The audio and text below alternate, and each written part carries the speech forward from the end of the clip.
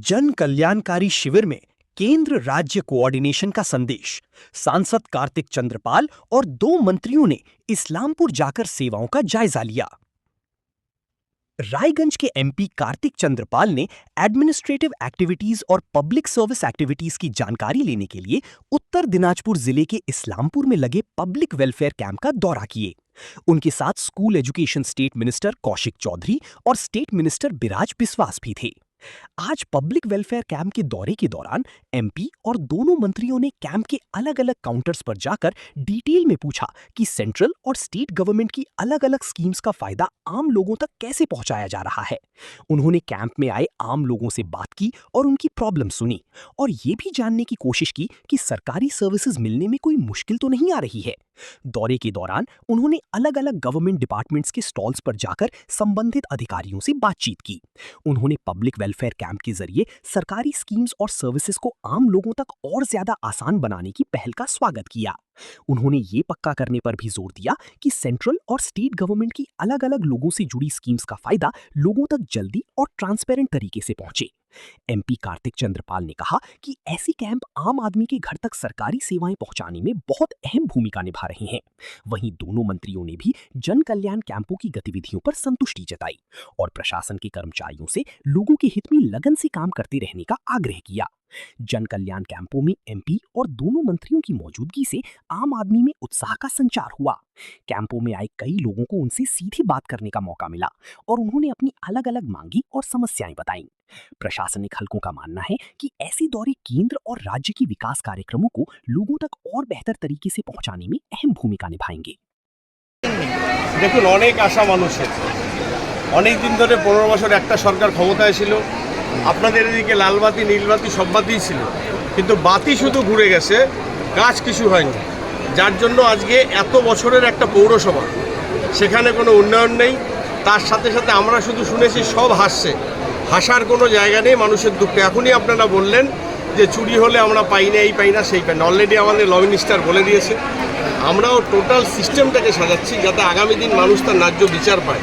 তার সাথে আমার কালিয়াগঞ্জের রাজবংশী পরিবার, মৃত্যুঞ্জয় বর্মন থেকে শুরু করে আমার বোন এবং দাড়িভিটের আমার রাজেশ তাপস, আগামী দিনে অলরেডি আপনারা জানেন যে আমাদের সম্মানীয় মুখ্যমন্ত্রী শুভেন্দু অধিকারী মহাশয় তিনি ফাইল রিওপেন করার অর্ডার দিয়েছেন। খুব তাড়াতাড়ি যেগুলো শুরু হবে। তার সাথে এই যে মানুষের স্বতঃস্ফূর্ত সারা, আপনি একটা আমার সম্মানীয় মন্ত্রীকে কোশ্চেন করলেন যে দুয়ারে সরকারে কাজ করার জন্য মানুষ এসছে, ফর্ম ফিল আপ করছে, পরে পায়নি, ওই জন্য মানুষ দুয়ার থেকে বিদায় করে দিয়েছে। কিন্তু আমাদের সরকারের পলিসি হচ্ছে যে সবকা সাথ সবকা বিকাশ। মোদিজির লক্ষ্য যে আজকে বেঙ্গল যে বিভিন্ন প্রকল্প থেকে বঞ্চিত ছিল, ভারতবর্ষের সমস্ত রাজ্যে আয়ুষ্মান ভারত চালু ছিল, একমাত্র পশ্চিমবঙ্গবাসী আমরা বঞ্চিত ছিলাম। আজকে দেখুন প্রতিটা কেন্দ্রে, আমরা অনেকগুলো কেন্দ্রে ঘুরেছি, আয়ুষ্মান ভারতের উপরে প্রচণ্ড চাপ রয়েছে। মানুষ চাইছে যে আমাদের ডবল ইঞ্জিন সরকারের পরিষেবা, এবং সেই পরিষেবা আমরা দিতে প্রস্তুত। 3 দিন ক্যাম্প হলেও বাকি যারাই ক্যাম্পে আসতে পারবে না বা তারা পরিষেবাটা পাবে না, আমাদের যারা সরকারি আধিকারিক আছে তারা যেমন যাবে, আমাদের দলীয় কার্যকর্তা মানুষের বাড়ি গিয়ে আমাদের সরকারের তাদের যেটা ন্যায্য পরিষেবা সেটা আমরা পৌঁছে দেব।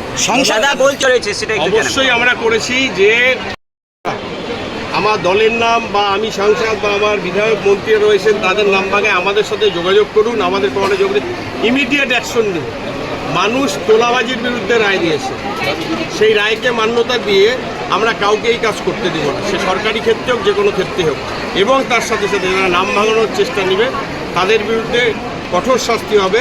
আর তারপর আরও কিছু আপনারা জেনে রাখুন, আমাদের 12 তারিখে আমাদের যে জেলার যে মিটিং ছিল, আমাদের প্রশাসনিক মিটিং ছিল, আমাদের সম্মানীয় মুখ্যমন্ত্রী এসছেন, সেখান থেকে এই জেলার দীর্ঘদিনের দাবি ছিল যে একটা মহিলা কলেজ, অলরেডি সেটা কালিয়াগঞ্জে অনুমোদন হয়েছে। দীর্ঘদিন জেলাবাসীর দাবি ছিল যে হেমতাবাদে একটা ডিগ্রি কলেজ, সেটা অনুমোদন হয়েছে। রায়গঞ্জে ল কলেজের অনুমোদন হয়েছে। এবং তার সাথে সাথে হেমতাবাদে আমাদের ফায়ার ব্রিগেড ছিল না, আমাদের কৌশিকবাবু মন্ত্রী হওয়ার পর ফায়ার ব্রিগেডে অনুমোদন করেছে। করণদিঘিতে হয়েছে, ডালখোলায় হয়েছে।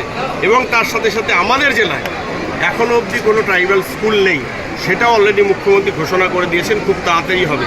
তার সাথে সাথে আমাদের এই ইসলামপুরের কিছু সমস্যা রয়েছে, বিশেষ করে এই শহর সাব ডিভিশন শহর, এই শহর নামে সাব ডিভিশন, এই শহরে দীর্ঘদিনের পৌরসভা, উন্নয়ন নেই। এখানে ঠিকঠাক করে একটা স্টেডিয়াম নেই, একটা বড় টাউন হল নেই। তার সাথে সাথে আমরা একটা সুইমিং পুল দিতে চাইছিলাম আমার সংসদ কোটার টাকা থেকে, সেটা নেওয়া হয়নি। বড় একটা বিনোদন পার্ক নেই। সবচেয়ে বড় কথা, ইসলামপুর কলেজেও প্রচুর লোড, সেই লোড কমানোর কোনো ব্যবস্থা নেই। আমরা বাতি নিয়ে ঘুরে গেছি, প্রতিশ্রুতি দিয়ে গেছি, আমরা ভোট নিয়েছি, কাজ করিনি। আগামী দিন আমাদের ইসলামপুরের আরও যে চাহিদাগুলো রয়েছে, এতদিন আমরা এখানে সরকারে ছিলাম না, সেন্ট্রালের যতগুলো কাজ যেগুলো ডিমান্ড ছিল আমরা করতে পেরেছি। আগামী দিনে এখানেও আরও বৃহত্তর আকারে কাজ করবে, এবং এটাও বলছি যেখানে আমাদের বিধায়ক নেই আমাদের সেটাও কাজ হবে। এটাই মোদিজির সবকা সাথ সবকা বিকাশ। মাদকাসক্ত রিহ্যাবিলিটেশন সেন্টার উত্তর দিনাজপুরে রায়গঞ্জ ছাড়া কোথাও নেই, সেটাও একটা আবাস। এটা নিয়ে ভাবনার বিষয় আছে। এখন তো ডাবল ইঞ্জিনের সরকার দাদা। আমরা চাইব কোনো সেন্টারই যাতে না থেকে সব সেন্টার বন্ধ হয়ে যায়। তার জন্য তার যে মূল শেকড়, অলরেডি আমরা আমাদের প্রশাসনিক লেভেলে সম্পূর্ণ হুইপ দিয়েছি, ড্রাগস মুক্ত উত্তর দিনাজপুর, ড্রাগস মুক্ত পশ্চিমবঙ্গ। এবং সেই জায়গায় দাঁড়িয়ে প্রশাসন যদি কাজ না করে, আমরা দায়িত্ব নিয়ে বলছি প্রশাসনকে আমরা চরম স্টেপ নেব। কারণ আমরা চাই আমার যুব সমাজ, ছাত্র সমাজ ড্রাগস মুক্ত থাক, তারা শিক্ষার দিকে এগিয়ে আসুক, খেলাধুলার দিকে এগিয়ে আসুক। যারা অলরেডি অ্যাডিক্টেড তাদের জন্য রিহ্যাবিলিটেশন সেন্টার বা সেখানে হচ্ছে তারা আমাদের সাথে তাদের পরিবারের যারা এটা যায়, সত্যি এটা কাম্যটা যদি যায়, আমরা তাদেরকে ভালো করার জন্য বা তাদের ক্ষেত্রে যে কোনো দরকার আমরা সর্বোচ্চ সেই চেষ্টা করব। সেই পরিবারগুলোকে বলবো আসুন আমাদের কাছে আসুন, আমরা তাকে শুধু ড্রাগস মুক্ত করা নয়, তাকে এই যে একটা অ্যাডিকশানের মধ্যে চলে গেছে, ঘোরের মধ্যে চলে গেছে, সেখান থেকে তাকে পাশ কাটিয়ে সমাজে আবার ঠিক করে ফেরানোর দায়িত্ব, সেটা আমরা আমাদের বিভিন্ন চিকিৎসা হোক বা অন্যান্য আমাদের পরিষেবা সেটা দিয়ে আমরা ঠিক করব। জেলার দাবি অবিলম্বে ঈশ্বরপুর হবে নির্বাচনের পরে, কি সেই বিষয়টা কি মানুষের দাবিকে মান্যতা দিয়ে, এবং সরকার ভাবছে কিভাবে করা যায়। কেউ বলছে ঈশ্বরপুর, কেউ বলছে জেলা, অনেক কিছু আছে। মানুষের দাবিকে মান্যতা দিয়ে এটা প্রশাসনিক স্তরে অবশ্যই আলোচনা হবে, এবং আমাদের মন্ত্রীরাও করবে, আমরাও করব। আমরা চাইব মানুষ তার বৃহত্তম নাগরিক পরিষেবা পান। আমাদের একটাই কথা, রায়গঞ্জ লোকসভা এইমস, আমি জায়গা কোথাও মেনশন করব না। এটা আমাদের সম্মানীয় স্বরাষ্ট্রমন্ত্রী আমাদের ইলেকশন ম্যানিফেস্টোতে বলেছেন উত্তরবঙ্গে এইমস, সেই ক্ষেত্রে আমরাও বলছি যে আমাদের রায়গঞ্জ লোকসভা এইমস। এটা নিয়ে আমরা অলরেডি আমাদের 12 তারিখের প্রশাসনিক বৈঠকে মুখ্যমন্ত্রীর হাতে 197 একর জমি তুলে দেওয়া হয়েছে। আপনারা যদি জানতে চান জমি কোথায়, আমি কোনোভাবে বলবো না, কিন্তু আমাদের একটাই লক্ষ্য রায়গঞ্জ লোকসভা এইমস। এই বিষয়গুলো পলিসি ম্যাটার রয়েছে। অবশ্যই যখন আমরা মনে করি যে বিশেষ করে যে পলিসি ম্যাটারগুলো একবার ইমপ্লিমেন্ট হয়ে দেখুন, তারপরে প্রতিক্রিয়া হোক না, পলিসি আগে ইমপ্লিমেন্ট হোক, দেন আফটার আমি মনে করি ভালো একটা শুভ জানানো উচিত এই বিষয়টা। জনকল্যাণ শিবির পিছিয়ে পড়া যায়। স্বতঃস্ফূর্তভাবে মানুষ আসছে এখানে। এতদিন তো পঞ্চায়েতে, মিউনিসিপ্যালিটিতে কাজ হয়নি, পৌর পরিষেবা দিতে ব্যর্থ হয়েছে। এখন নতুন সরকার এসছে, ডবল ইঞ্জিনভাবে দৌড়াচ্ছে, মানুষও দৌড়ে আমাদের পরিষেবা নিতে আসছে। দাদা দাঁড়িয়ে নিয়ে কি চিন্তা ভাবনা রয়েছে আপনার? একটাও চার পাবে না কেউ। যেগুলো ওই কেউটোগুলো লুকিয়ে আছে সব টেনে বের করবো, আর তাকে আইনের ব্যবস্থায় নিয়ে আসবো। একটা একেবারেই খারাপ। এখানে একটা স্কুলে গোটা টানা 3 দিন ধরে চুরি হচ্ছে। এটা মানে রিসেন্টকার ঘটনা। এর আগে বিভিন্ন মন্দিরে চুরি হয়েছে, পুলিশ প্রশাসন একটারও সুরাহা করতে পারেনি। এবং এখানে একটা যে নতুন টার্ম একটা মানে এখানটা রয়েছে, আশেপাশে 12 মিটারের মধ্যে হচ্ছে সরকারি আধিকারিকদের আবাস, অ্যাডিশনাল এসপির বাংলো, এসডিপিও।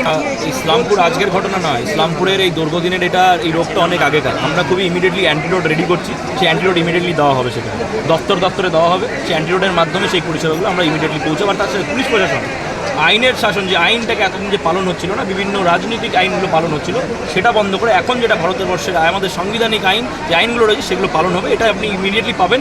কিছুদিন ধরুন দপ্তরটায় বসেছি, ইমিডিয়েটলি আমরা সেগুলোকে ধাপে ধাপে আমরা সবগুলো ঠিক করা স্টার্ট করব। দেখা যায় যে শিক্ষকরা একেবারে মানে নিয়মিত নয়, এবং পঠন পাঠনের মানও অনেক জায়গায় অনেক একদম নিম্নমানের। এটাকে ঠিক করার কি আপনাদের মাধ্যমে, এর আগেও আমি বলেছি, আপনাদের মাধ্যমে আরও একবার আমি প্রত্যেক শিক্ষককে, যারা সমাজ যাদেরকে খুব শ্রদ্ধার চোখে দেখেন, আমাদের সরকার সেই শিক্ষকদের খুব শ্রদ্ধার চোখে দেখেন, প্রত্যেকের কাছে আমার আবেদন, নতুন সরকার এসছে, আমাদের প্রত্যেকটি বাচ্চাকে এবং তার পরিবারকে আমরা বোঝাতে চাই যে আপনারা সরকারি বিদ্যালয়ের প্রতি আগ্রহ আপনাদের বাড়ুক, সরকারি বিদ্যালয়ে আপনাদের বাচ্চারা পড়াশুনো করুক।